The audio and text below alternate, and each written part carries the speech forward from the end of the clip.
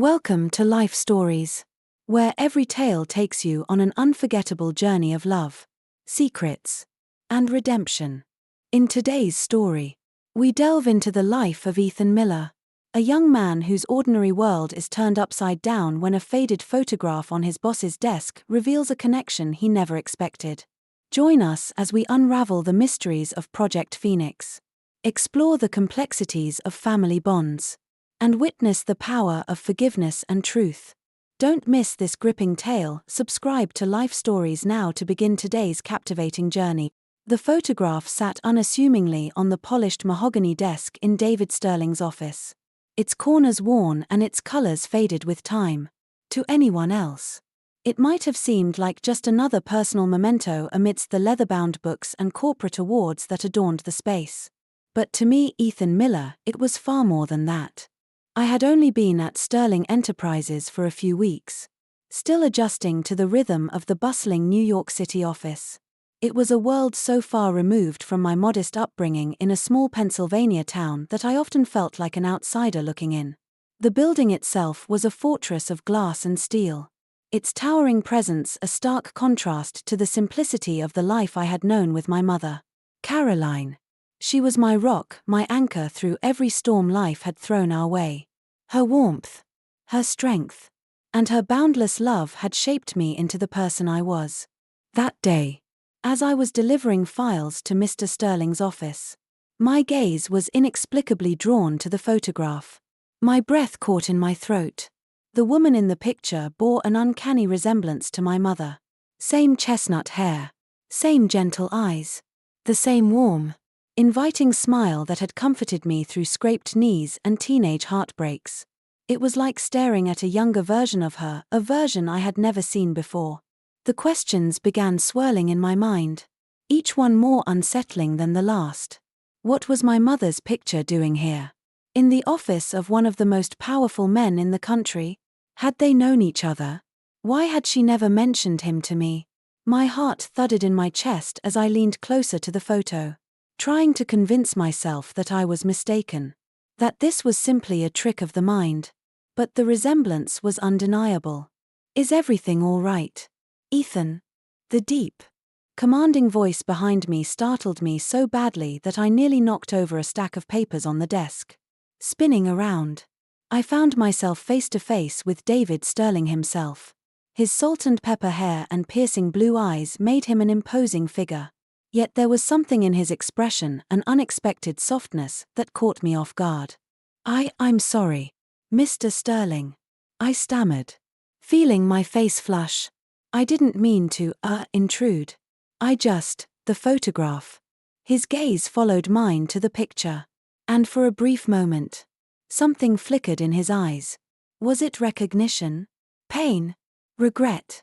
Whatever it was, it vanished as quickly as it appeared. He cleared his throat, his voice quieter this time. Yes. That's someone I used to know. A dear friend from long ago. There was a weight to his words that sent a shiver down my spine. A dear friend. The phrase lingered in the air between us, heavy with unspoken history. I wanted to ask more, to demand answers. But the look in his eyes stopped me. It wasn't anger or impatience, it was something else entirely. A kind of sadness that made my skin prickle. I should get back to work, I mumbled, gathering the files with trembling hands. As I left his office, I couldn't shake the feeling that I had stumbled upon something far bigger than I could comprehend. My thoughts were a whirlwind as I made my way back to my desk.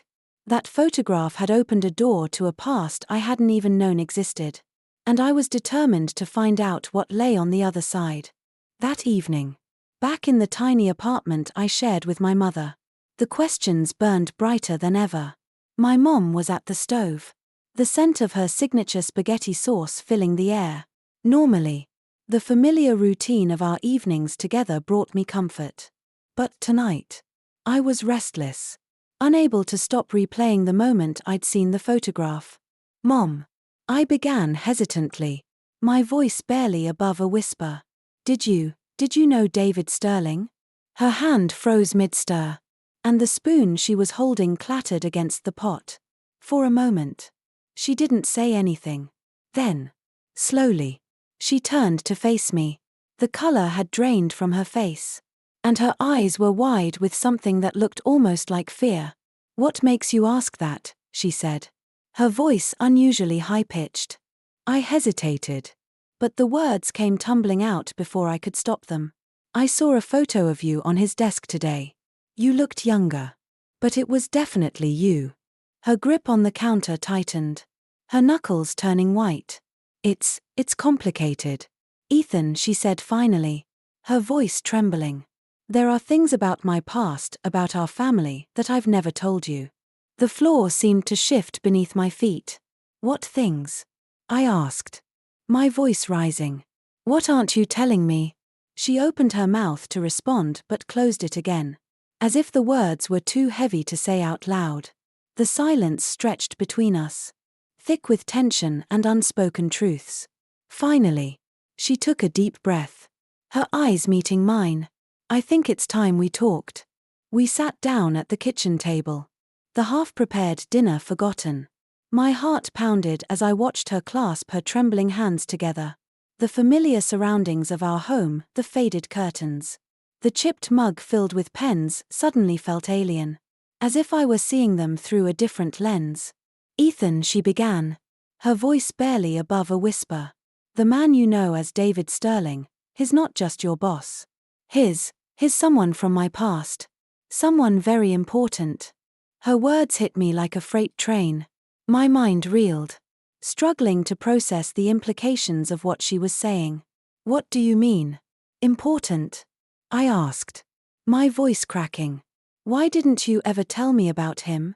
Tears welled in her eyes as she continued. "It's a long and painful story, sweetheart. David and we were in love once. But things happened. Choices were made. And I thought it was better if you didn't know." I stared at her, the woman who had been my whole world, and suddenly she seemed like a stranger. "So what are you saying?" I demanded, my voice shaking. "That is my..."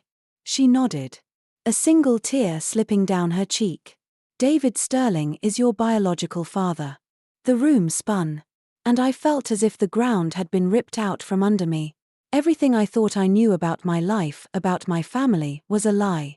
My mother, the one person I had always trusted, had been keeping this secret from me for my entire life. "Why?" I asked, my voice barely audible. "Why didn't you tell me?"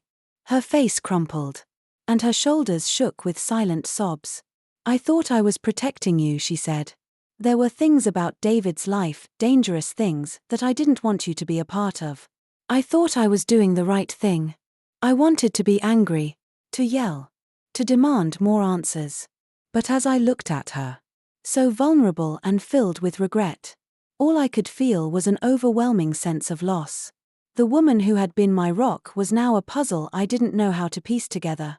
As I lay in bed that night, staring at the cracks in the ceiling, one thought consumed me: this was just the beginning. The photograph that had started it all was only the tip of the iceberg. There were more secrets to uncover, more truths to face. And no matter how painful they might be, I knew I couldn't turn back now. The next morning, the world outside seemed indifferent to the storm raging within me. New York City bustled as it always did, honking horns, the hum of conversation, and the rhythmic click of hurried footsteps on the pavement. But as I made my way into Sterling Enterprises, it felt as though I were walking into a parallel reality. Everything seemed surreal. The photograph, my mother's tearful confession, and the revelation that David Sterling was my biological father played on an endless loop in my mind. I was no longer just an intern. I was someone connected to the very foundation of this corporate empire. Though no one else knew it, not even him. The elevator ride to the office felt like an eternity. When I finally stepped onto the floor, I caught a glimpse of David heading to his office. His presence now carried an entirely new weight. Every movement, every word he had ever spoken to me, now seemed layered with hidden meanings. Did he know? Was his kindness toward me, his occasional pats on the back and words of encouragement, more than just a boss's gesture to an intern? I couldn't focus on my work. My thoughts were consumed by questions I had no answers to, and my emotions were a whirlwind of confusion, resentment, and an inexplicable longing. I found myself stealing glances at his office door, half hoping and half dreading that he might call me in. But the door remained closed, leaving me trapped with my own thoughts. By lunchtime, I couldn't take it anymore. I left the building and wandered aimlessly through the streets, my mind spinning. The truth felt like a heavy weight pressing down on me, and I needed space to breathe. I found myself in a small park not far from the office, the sound of birds and the rustle of leaves providing a brief respite from the chaos inside my head. I pulled out my phone and hesitated before dialing. When my mom picked up, her voice was hesitant, almost timid. "Ethan, we need to talk," I said, trying to keep the edge out of my voice but failing. "There's more you're not telling me, isn't there?" There was a pause, and I could almost hear her take a deep breath on the other end. "I'll tell you everything, Ethan. Tonight. Please. Come home after work." Her words didn't bring me any comfort. If anything, they only deepened the sense of unease that had taken root inside me. But I agreed and hung up, knowing that there was no avoiding the truth. When I returned to the office, I threw myself into my work, desperate for any distraction. The hours dragged on, and every interaction with David Sterling felt like navigating a minefield. At one point, he stopped by my desk to review a report I had compiled. As he leaned over, pointing out a section that needed revision, I couldn't help but study his face, the sharp jawline, the piercing blue eyes that mirrored my own in ways I couldn't unsee. "Good work, Ethan," he said with a brief nod, his voice steady and composed. "You've got a sharp mind. Keep it up." The words, meant as encouragement, sent a jolt through me. Was this the approval of a boss or a father? My stomach churned, and I could barely manage a nod before he moved on. The rest of the day passed in a blur, and by the time I arrived home, the weight of everything threatened to crush me. My mom was waiting at the kitchen table, her hands folded tightly in front of her. She looked tired, as though the years of keeping this secret had finally caught up with her. "I owe you the truth, Ethan," she said softly. "All of it." I sat across from her, bracing myself. The warmth of our small apartment, once a sanctuary, now felt suffocating. "David and I met when we were young," she began, her voice trembling. "I was fresh out of college, working as a paralegal, and he was already making waves in the business world. We fell in love quickly, recklessly, but his world, it was complicated. He was ambitious, driven, and constantly surrounded by powerful people, some of whom weren't exactly moral." She paused, her eyes misty with memories. "When I found out I was pregnant with you, I thought it would change everything. I thought he'd want to settle down, to build a life with us. But David was caught up in something I didn't fully understand, something dangerous. He told me he couldn't be the father you needed, that staying in your life would put us both at risk. So I left." I stared at her, my heart aching at the pain in her voice. "And you never told him about me?" "I did," she said, her voice breaking. "Years later, I sent letters, tried to reach out. But by then, he was so deeply entrenched in his world that I thought it was better to keep my distance." Her words were like pieces of a puzzle falling into place. Yet they left so many questions unanswered. What kind of danger? What was he involved in? She shook her head, tears streaming down her face. "I don't know all the details, Ethan. He only told me it was safer this way. But now that you're working for him, I'm afraid that everything I tried to protect you from might come back." Her fear was palpable, and it hit me like a punch to the gut.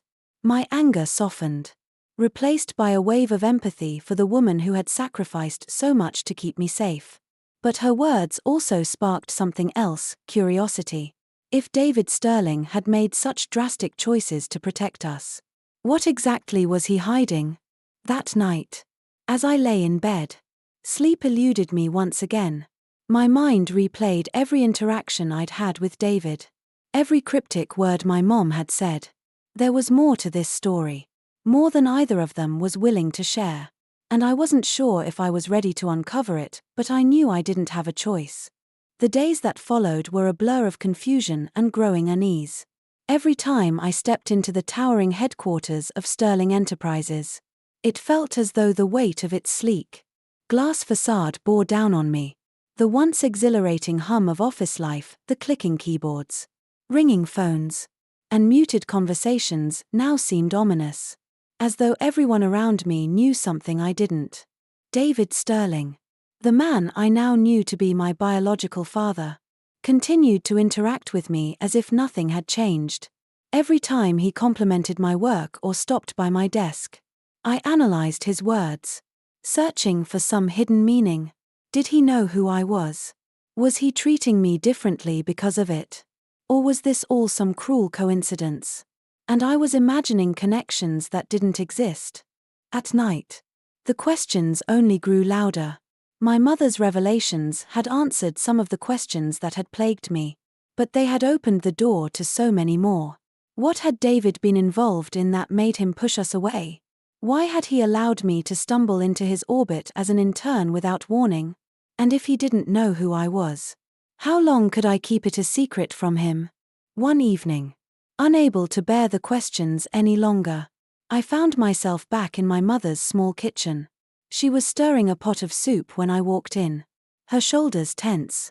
It had only been a few days since our last conversation, but the air between us still felt heavy. "Mom," I began, sitting down at the table. She glanced over her shoulder, her face lined with worry. "I need to know more. About him. About why you left. About everything." She sighed and set the spoon down, turning to face me. "Ethan, I've already told you as much as I know. David's world was dangerous, something about his business dealings. The people he worked with. I didn't ask too many questions because I trusted him when he said we'd be safer apart. But don't you think I deserve to know what I'm walking into?" I pressed, my voice rising. "I work for him now, Mom. Every day I'm in that building. And I don't even know what kind of man he really is." Her eyes filled with tears. But she nodded, as though she understood my frustration. "You're right," she said softly. "But Ethan, I don't think David ever intended for you to be involved in any of this.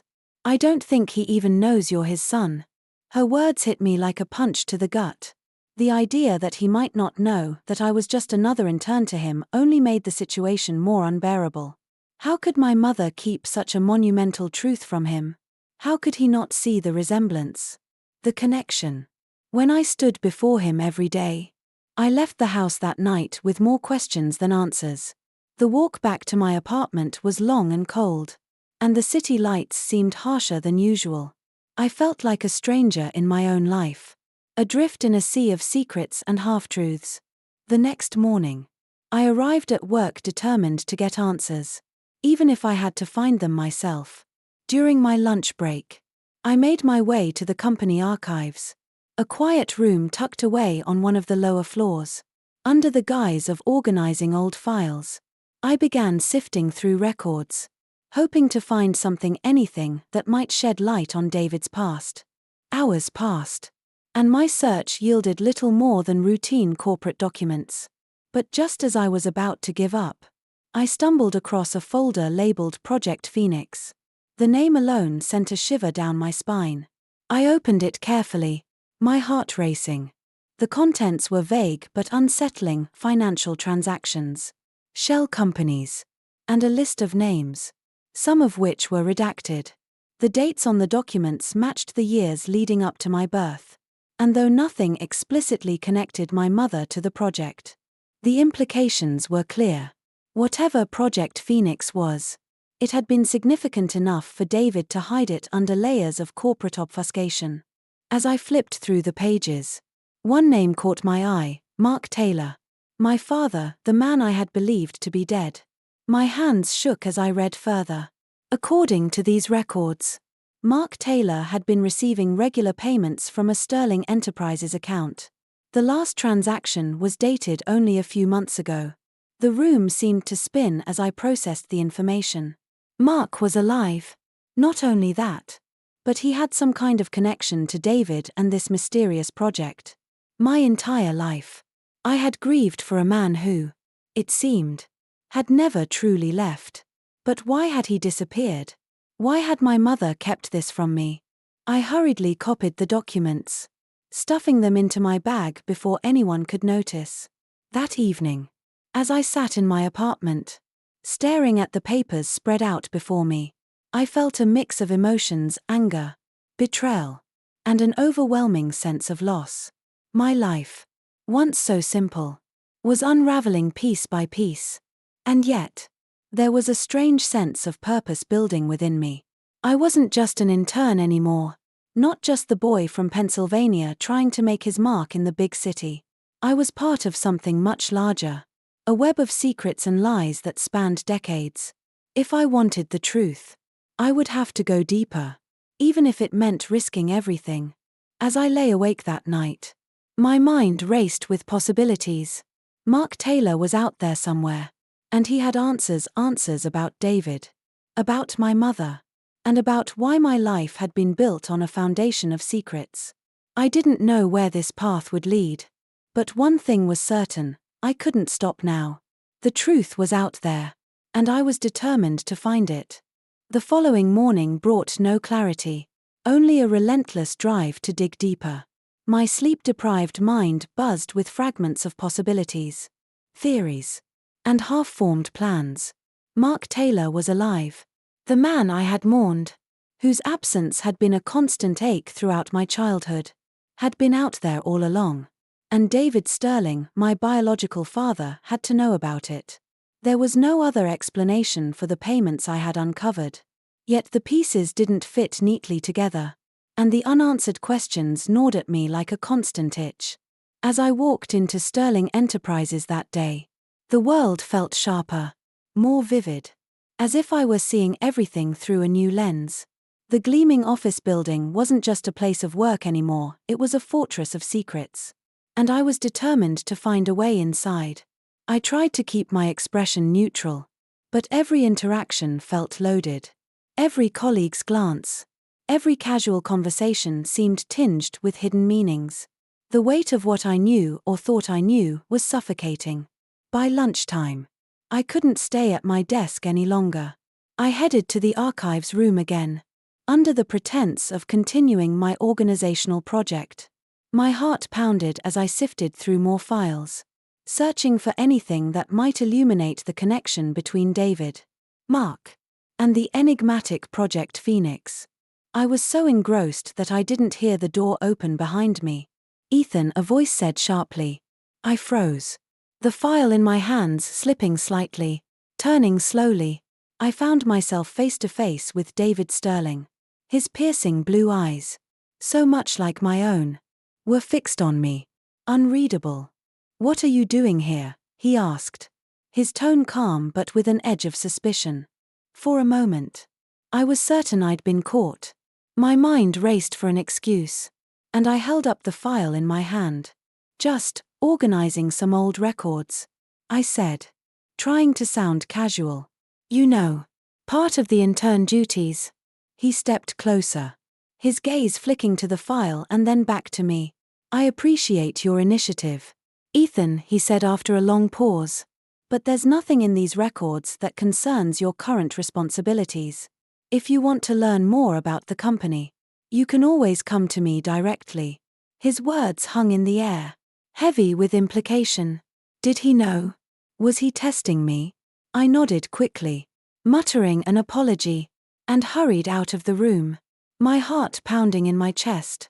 The encounter left me shaken, but it also solidified my resolve. Whatever David was hiding, he didn't want me digging into it, and that only made me more determined to uncover the truth. That evening, as I sat in my apartment with the stolen documents spread out before me, a message lit up my phone screen. It was from an unknown number. "Ethan, it's Mark. We need to talk." Meet me at the old pier tomorrow night. My breath caught in my throat. For a moment, I simply stared at the screen, my mind racing. Could it really be him? Or was this some kind of trap? The old pier was a place I hadn't thought of in years, a dilapidated structure by the river where my mother used to take me fishing as a child. It was quiet, secluded, and the perfect place for a clandestine meeting. The next day passed in a haze. I went through the motions at work, barely able to focus. Every glance from David felt like a potential confrontation. Every email a possible clue. By the time evening arrived, my nerves were frayed, but my determination was stronger than ever. I arrived at the pier just as the sun dipped below the horizon, casting the river in shades of gold and purple. The air was cool, and the faint scent of water and wood hung in the breeze. My heart raced as I spotted a figure standing at the edge of the pier, silhouetted against the fading light. As I approached, the figure turned, and I stopped in my tracks. It was him, Mark Taylor. Older, with streaks of grey in his hair and lines etched into his face. But undeniably the man I remembered from faded childhood photos. "Ethan," he said, his voice rough with emotion. "It's good to see you." I didn't know what to say. My emotions surged: anger, disbelief, relief. "You're alive," I managed, my voice trembling. "All these years. I thought you were dead." Mom said. "She thought I was dead too," he interrupted, his tone heavy with regret. "And I let her think that because it was the only way to keep you both safe." "Safe from what?" I demanded, my voice rising. "What could have been so dangerous that you had to disappear completely? Do you have any idea what that did to us?" He looked away, his expression pained. "I know I hurt you, Ethan, and I'll spend the rest of my life trying to make it right. But you need to understand, it wasn't just about me. There were things going on at Sterling Enterprises. Things that could have gotten all of us killed if I'd stayed." I stared at him, my anger clashing with my desperation for answers. "What things? What does this have to do with Project Phoenix?" At the mention of the name, Mark's face darkened. He glanced around as if to ensure we weren't being watched. Project Phoenix was supposed to be a way to protect people, whistleblowers, employees, even their families, from threats tied to corporate corruption. But it became something else entirely. David started it with good intentions, but it spiraled out of control. My stomach twisted as his words sank in. "And you? What was your role in all of this?" "I worked undercover," he admitted. "David asked me to help expose the corruption from the inside. But the deeper we dug, the more dangerous it became. People were watching us, threatening us. I staged my death to protect you and your mother. It was the only way." I felt as though the ground beneath me had shifted. The father I'd grieved for wasn't just alive, he'd been part of a hidden battle I'd never known existed. And David, the man I had spent weeks trying to decipher, had played a central role in it all. "What now?" I asked, my voice barely above a whisper. Mark placed a hand on my shoulder, his grip firm but reassuring. "That depends on you, Ethan. You're part of this now, whether you like it or not. But if you want answers, real answers, you're going to have to confront David. And you're going to have to decide who you can trust." As the night deepened around us, I realized that my search for the truth was far from over. If anything, it was only beginning. The drive home from the pier that night felt like I was navigating through a fog, not the kind that hangs heavy in the air, but the kind that settles in your mind, clouding everything. Mark's revelations swirled inside me, tangling with my own memories, questions, and emotions until I could barely think straight. He had been alive this whole time, working undercover, risking his life for a cause I was only beginning to understand. And David Sterling, my biological father, had been at the heart of it all. The magnitude of it left me breathless. When I arrived at the apartment, the light in the kitchen was still on. My mother was waiting for me, her face lit up with relief when she saw me. But it quickly fell when she noticed my expression. Ethan, she said cautiously, as I closed the door behind me. What happened? Where were you? I dropped my bag on the floor and sat down heavily at the table. My head in my hands. He's alive, I said, my voice flat. For a moment, there was only silence. Then, who's alive? She whispered, though I could see the answer dawning in her eyes. Mark, I said, lifting my head to look at her. He's alive. And he's been working with David this whole time. Her hand flew to her mouth, and she staggered back, gripping the edge of the counter. No, she murmured, shaking her head. That's not possible. He was dead. I finished for her, my tone sharper than I intended. Yeah, that's what I thought too. But apparently, faking his death was part of some grand plan to protect us. Tears welled in her eyes as she sank into the chair across from me. Why would he do this? She asked. More to herself than to me. Why wouldn't he tell us? Because he thought it was the only way to keep us safe. I replied bitterly. From what? Though. That's the part one still don't fully understand. Something about corruption, threats, and Project Phoenix. At the mention of the project, her face changed. Her tears froze, and her expression hardened. Ethan, she said slowly, her voice trembling. Where did you hear about Project Phoenix? I found documents in the company archives, I admitted, watching her carefully. And Mark mentioned it tonight. Mom, you know something about it, don't you? She hesitated, her hands trembling as they gripped the edge of the table.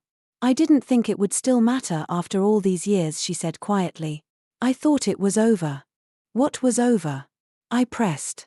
Mom, I need to know. No more half-truths. No more secrets. She looked at me, her eyes filled with a mixture of fear and regret. Project Phoenix started as a way for David to protect people who were caught up in dangerous situations, employees who stumbled on illegal activities, whistleblowers, even family members. He wanted to give them new identities, safe lives. But it got complicated. People used the project for their own gain. And when Mark got involved, she trailed off, shaking her head as if the memories were too painful to recount. When Mark got involved. What? I prompted, my voice softening. She met my gaze, her eyes brimming with tears. When Mark got involved. It was supposed to be temporary. He and David thought they could expose the corruption from the inside. But the deeper they went, the more dangerous it became. I begged him to stop. But he wouldn't. And then he disappeared. I felt a fresh wave of anger bubbling up inside me, not just at Mark or David, but at the situation itself. At the lies and the secrets that had been used to shape my life without my consent. Why didn't you tell me any of this before? I asked, my voice shaking. Why did you let me grow up thinking he was dead? She reached across the table, her hands clasping mine tightly. Because I wanted to protect you, she said fiercely. You were just a boy, Ethan. I didn't want you growing up with fear, looking over your shoulder. I thought it was better if you didn't know. I pulled my hands away, standing up and pacing the small kitchen. Better for who? I shot back. Because it sure doesn't feel like it was better for me. Her shoulders slumped, and she looked down at the table, defeated. You're right, she said softly. I thought I was doing the right thing. But maybe I was wrong. I just didn't know what else to do. The frustration simmering inside me began to cool, replaced by something gentler. I could see how much this was costing her, how deeply she had been hurt by the choices she had made. She hadn't lied to me out of malice, she had done it out of love. I get it, I said finally, sitting back down. I do. But Mom, I'm not a kid anymore. I can't keep living in the dark. I need to figure out what's going on. I need to talk to David. Her eyes widened in alarm. Ethan. No. You don't know what you're getting into. If you confront him. I don't have a choice. I interrupted. Mark said the same thing tonight. I'm already involved. Whether I like it or not. And if David's hiding something, I need to know what it is. The fear in her eyes cut me deeply, but I couldn't let it stop me. Too much was at stake now: my identity, my family, and possibly more than I could yet comprehend. As I lay in bed that night, staring at the ceiling, I made up my mind. The next time I saw David Sterling, I wouldn't just be an intern, I would be a son demanding answers. And this time, I wouldn't let him deflect or evade. The truth was coming, and I was ready to face it, no matter the cost. The next morning, I arrived at Sterling Enterprises with a determination that felt foreign but necessary. The nerves in my stomach churned as I rode the elevator to the top floor, where David's office loomed like a fortress. The plan was simple in its premise but daunting in execution. I was going to confront him. For weeks, I had danced around the truth, avoiding direct conversations, letting the weight of the secrets hang in the air. But I couldn't live like that anymore. Not after what I'd learned from Mark and my mother. It was time for answers. When I stepped off the elevator, the usual buzz of activity surrounded me, but my focus was singular. I walked straight to David Sterling's office, pausing only briefly at his assistant's desk to ask if he was free. She glanced at the clock and nodded. "You can go in," she said with a smile. Oblivious to the storm brewing within me, David was seated behind his expansive desk, reviewing a document. When he saw me, he leaned back in his chair and gestured for me to come in. "Ethan," he said warmly, his tone measured. "What can I do for you?" I hesitated for a moment, standing just inside the door. My palms were damp, and my heartbeat thundered in my ears.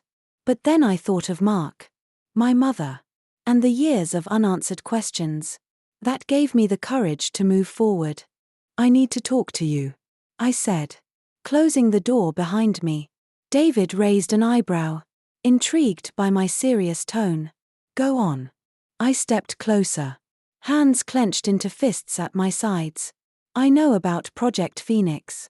His expression didn't change, but there was a subtle shift in his posture, a slight tension in his shoulders, a flicker of something unreadable in his eyes. "And what exactly do you think you know?" he asked, his voice calm but guarded. I took a deep breath, determined not to waver. "I know it wasn't just some corporate initiative. I know it was meant to protect people, whistleblowers, families. And I know that Mark Taylor, my father, was part of it." The room fell silent. For a moment, I thought he might deny it, brush off my claims as baseless conjecture. But instead, he stood up, walking to the window that overlooked the city. He gazed out at the skyline, his hands clasped behind his back. "So, he told you," David said finally, his voice quieter now. I stepped closer, my anger bubbling to the surface. "He told me a lot of things. That he faked his death. That he and you were working together. That you dragged him into something so dangerous he had to leave his entire life behind. What I want to know is why. Why did you involve him? Why didn't you ever tell me the truth?" David turned to face me, his piercing blue eyes filled with an emotion I couldn't place. "Regret. Perhaps. Or something deeper. You have to understand, Ethan," he said, his voice steady but tinged with sorrow. "When your mother and I were together, I was in a very different place in my life. I was ambitious, reckless. I wanted to change the world. But I didn't realize the cost. Project Phoenix started as a noble idea, a way to shield people from the fallout of corporate greed and corruption. But it grew beyond my control." He sighed, running a hand through his hair. "When I asked Mark to help, I thought it would be temporary, just a few months to gather evidence, to help me expose the people who were exploiting the system. But the deeper we went, the more dangerous it became. Threats were made. Lives were at stake. I couldn't risk your safety or your mother's. That's why Mark agreed to disappear. It was the only way to protect you both." I stared at him, my emotions swirling: anger, sadness, and a small, unexpected glimmer of empathy. "So you pushed us all away?" I said bitterly. You let Mark fake his death. You let my mother believe he was gone. And you stayed out of my life. All for what? To save face. To protect your company? David flinched at my words. His jaw tightening. I made mistakes. Ethan. I won't deny that. But my intention was never to hurt you. I thought I was doing the right thing. The right thing. I repeated. My voice rising. You left us with nothing. My mom raised me alone. Thinking the two men in her life had abandoned her. Do you have any idea what that did to her? To me. He stepped closer. His expression earnest. Almost pleading. I've thought about it every single day, he said softly. Every choice I made was to keep you safe. But I know it wasn't enough. That's why I brought you here, why I gave you this internship. I thought, maybe I could be part of your life. Even if you didn't know the truth. His words hung in the air. And for a moment, the anger inside me wavered. I saw the pain in his eyes.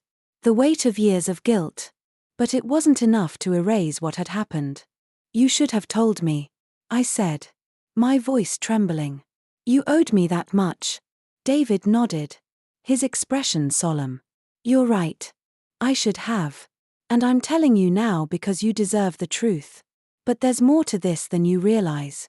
Project Phoenix isn't over. There are people who don't want the truth to come out. And if we're not careful, they'll destroy everything and everyone connected to it. The gravity of his words settled over me like a cold shadow.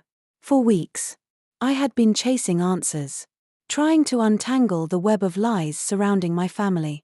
But now, I realized, the danger wasn't in the past, it was in the present. And whether I liked it or not, I was already caught in the middle of it. What happens now? I asked, my voice barely above a whisper. David placed a hand on my shoulder, his gaze steady. Now, he said, we finish what we started. Together. For the first time, I felt a flicker of something I hadn't expected, hope. The road ahead would be treacherous. But at least I wasn't facing it alone. And for the first time, David wasn't just my boss, he was my father. And together, we were going to uncover the truth. As the dust settled on the tangled web of secrets and lies, a fragile but genuine sense of unity began to form between Ethan, David, and Mark. Together, they uncovered the full extent of Project Phoenix, exposing the corruption and saving countless lives affected by the conspiracy. Sterling Enterprises, once a symbol of ambition shadowed by darkness, was rebuilt with integrity as its foundation. For Ethan, the journey had been more than just a search for answers, it had been a path to understanding himself and his family. The anger and betrayal gave way to empathy and forgiveness as he learned the complexities of the choices his parents had made. Mark and David, two men from entirely different worlds, were no longer just ghosts of his past. They became part of his present, working to heal the wounds of their shared history. Standing on the porch of his childhood home, surrounded by his mother, David, and Mark, Ethan finally felt whole. The photograph that had once haunted him now sat framed on the mantel. No longer a reminder of secrets but of love, resilience, and new beginnings. If you enjoyed Ethan's story, subscribe to Life Stories for more inspiring tales of family, love, and redemption. Stay tuned, every story has a lesson waiting to be uncovered.